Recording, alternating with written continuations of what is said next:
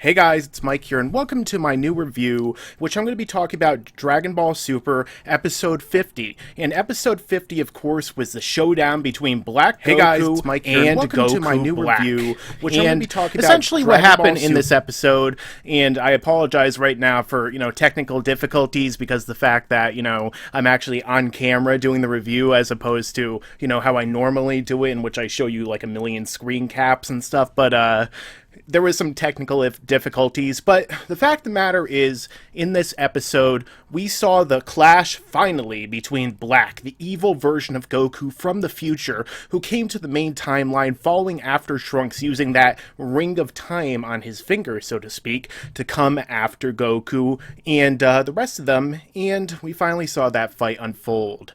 So essentially this episode was basically that. We start off with that, Goku goes to fight him, the two of them fight, and it seems like they're kind of evenly matched, even though Goku is only using his Super Saiyan form as opposed to his Super Saiyan 2 or Super Saiyan 3. He might have been using 2, but we all know that the animation's very inconsistent at this point in the time in the show.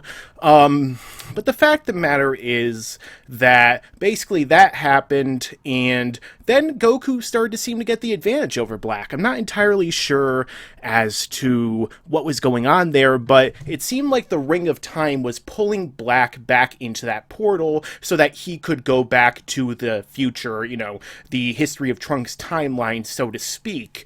But Black didn't transform at all during this fight, and I'm not entirely sure if he can transform, but the fight was kind of brief to the point where it seemed like they were setting up something for, later to come in the episode, and essentially, to come in this arc. So basically what happened after that is that when Black was being pulled back into that portal to go to the future, he saw that Trunks had his time machine there. And Trunks had kind of blurred out during the fight, "Oh no, my time machine," after it got knocked over. That was a really good idea, Trunks. Let's tell the villain about the only means that you have to go back and forth between the different timelines. Isn't that really, I don't know, smart of you, Trunks? We all know how smart you are, Trunks, for, not powering up to full power and killing Semi-Perfect Cell, not killing the androids, instead telling 18 to go away, instead of, killing her right then and there so Cell couldn't become perfect, so on and so forth, but Trunks, of course, blurted it out, so Black Goku said, okay, and destroyed the time machine before going back to the future. And basically the rest of the episode was, characters kind of standing around talking about, maybe we could try and get Whis to bring us to the future to fight Black. And then naturally Whis is like, no.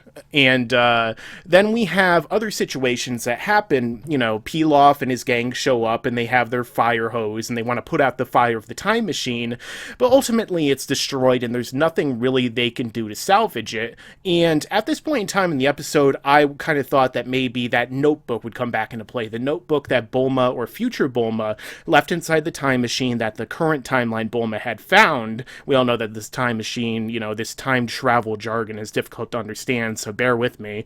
And I assume that maybe at that point in time they were going to use that pre-established idea to, actually fix the time machine or to build another one, but I was actually surprised to find out that Bulma came out after searching inside of the Capsule Corp and brought out the other time machine, the original time machine from Cell's original timeline, after he killed future Trunks, came back to the present timeline, and set up the whole situation, causing the Cell games, causing all the timelines to really become changed, and causing pretty much everything that happened in the main timeline after that point. The one that's all covered with moss, the one that you could barely even see Hope written on it. Trunks utilized that originally to come to the main timeline, and we all know what happened there. He actually saved the unseen timeline with that, although maybe that'll get a little bit into my predictions right there. But basically, I guess that what's going to happen now is Bulma is going to take that time machine, and she is going to perhaps fix it using the notebook that was left over from the initial, finding it inside the time machine. Now, as to the episode and its quality itself, I did very much like this episode.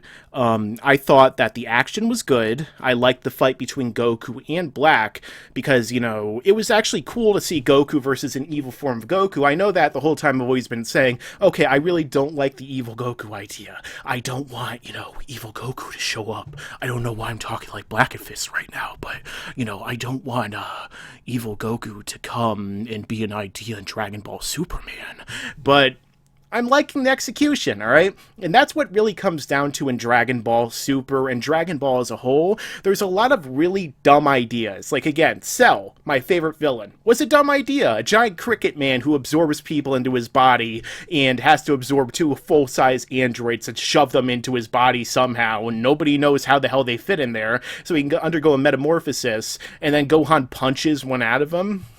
How the hell does that happen? But execution is what really matters. I mean, Frieza, I'm gonna blow up this planet, it's gonna take 5 minutes, so you and me, Goku, you with your now blonde hair are gonna fight, and we're gonna fight before this planet explodes. Like, all these ideas sound dumb, but the execution is awesome. And that's kind of what I'm liking so far with Dragon Ball Super. I am liking the execution of Black Goku. I like that it seems like he's kind of ambiguous as to, I guess, how he perceives everything as good versus evil, because he did say that he originally was coming to the Earth to destroy, the population of the Earth, in the name of justice or for the sake of justice, but who is this stander that he sets justice for? Furthermore, I really enjoyed, the themes that they play in these newest episodes. For example, Black Goku's theme is great. I really like it. It really has that air of darkness, tension, and really it fits the character very well. And then this episode, they actually played a remixed version of Chozetsu Dynamic that was slower paced to kind of, I guess, play up the dread of the situation after Black had destroyed the time machine. There are a lot of situations, or there's a lot of little elements in these episodes so far that I'm very much enjoying. Furthermore, I certainly liked Black's aura, I liked his attacks, and I liked how, even though he was fighting Goku and it didn't really seem like, I don't know, maybe he was way more powerful than we expected, it seemed like he might have been a little bit weaker than we expected, considering he wasn't just beating down a normal Super Saiyan Goku. But I liked how when he was taking the hits, he said, this pain will make me grow stronger, which almost makes me wonder if perhaps Toriyama is going to try and implement, sneakily those Zenkais back into the series. We have Future Trunks fighting with Goku, when Goku should be able to flick these people away, just, in his base form at this point, considering how powerful he is. But then they keep talking about, I fought Black, and he kept getting stronger, which seems like Zenkais, or how he's going to get stronger with the pain. So I really like that they're reintroducing Zenkais, and that could definitely help to get certain characters like, say, Gohan, Goten, Trunks, even Vegeta back onto the level where they actually matter in the show comparative to Goku. And it makes perfect sense if they're going that route as to how Future Trunks was able to compete with Goku at all. So I definitely like that factor as well. There weren't really a lot of negatives, I would have to say, with this episode. Now, there are, the Pilaf gang shows up and does some Pilaf gang things, but they were minimalized, so I wasn't too bothered. The only real negative I had with this episode that I could think off the top of my head, okay, there's two. The first one, where the hell is Gohan? Why hasn't Trunks mentioned Gohan yet? He's his master. He was the most powerful character when Trunks left from the main timeline. So where's Gohan? Why hasn't anyone mentioned Gohan? Why hasn't Gohan rushed over feeling like these gigantic battles? Maybe he'd want to help? He doesn't know what's going on, so why the hell isn't he there yet? I mean, this guy can travel like millions of times faster than the speed of light, and he can't get to this fight to at least watch what's going on so that Trunks and him can interact. I mean, I'm sure that we'll find out that he was, changing Pan's diaper, and he totally didn't feel it because of how weak apparently he's gotten, even though he's not that weak. But that's pretty much one of the issues I have, because I'm hoping that they'll utilize Gohan in this arc. I mean, I kind of hope so. But other than that, the only other issue I have is kind of the general direction so far when it comes to these episodes. And I don't mean like direction as in how certain scenes are directed. Obviously, the fights between, Black and Goku was good. the dread, the characters are feeling are good. Maybe it's just how Toei's setting the episodes up, but it feels like so far with these episodes, we start off with, like, an event happening. And then, it'll happen, it'll unfold, and then we'll have, like, 10 to 15 minutes of nothing happening, of characters just kind of standing around, and then at the end of the episode something else big will happen. So that's kind of what seems like it's been happening in this arc so far, and I know that some people will say, well, storytelling takes time, but there is a difference between having a story unfolding over a longer period of time versus having a story at the beginning of your episode, having a story at the end of your episode, maybe a little bit in between, but just padding it out until it gets here. And that is an issue. I feel like that is one of the flaws so far with this arc that they definitely could improve upon. But I'm not saying overall that's making these episodes negative or bad in any way, because they're not. They're still good. There's still tension. There's still drama. There's still stakes. Trunks' time machine getting destroyed, even though I guess we could have figured out that was going to happen, that they're going to bring it back somehow, is still a serious moment. And there's a lot of these serious moments that have been unfolding throughout this, new arc so far, that I feel like there's no real way that we can, just abandon this arc. Or we could say Dragonball Super is not doing well so far, or it's not doing well in this arc of executing the overall themes, because so far it's clearly doing a good job of actually showcasing the themes and showcasing the characters. Future Trunks, a very dynamic character, being reintroduced and is being made more dynamic. A character that sounded dumb in theory is looking good in execution, Black Goku.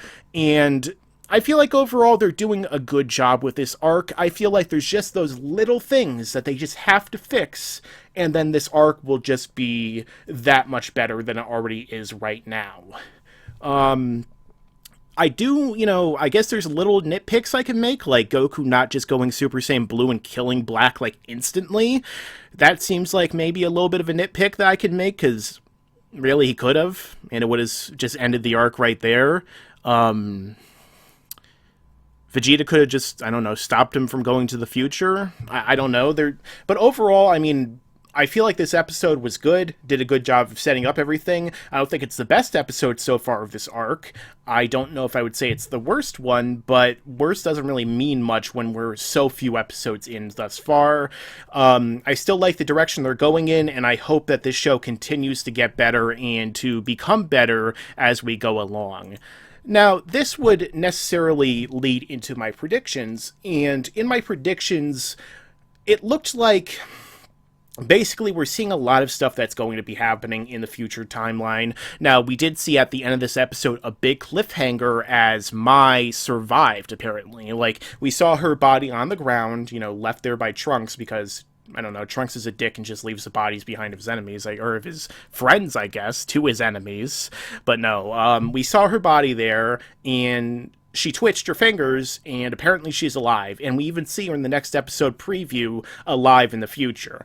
I have no idea how she's alive or how she survived a blast from Black, who could probably blow up the universe. I mean, who knows at this point, but the fact of the matter is she's alive, and I feel like we're probably going to just see a lot of this stuff happening in the future. Some people maybe trying to fight back against Black, or what little resistance still exists in the future, and maybe trying to do something. We might see some flashbacks. Maybe that's what that soldier was that we saw, like, attacking Black. But ultimately, I feel like we're just going to try, and maybe in the next episode, what's going to happen, the main timeline is that they're going to fix the time machine, or they're going to be working on fixing the time machine. Maybe Trunks will train. Ultimately, it is his villain, so, maybe Goku and Vegeta will say, okay, Trunks, if you want your shot, you want your turn, we'll try and take turns again like we always do.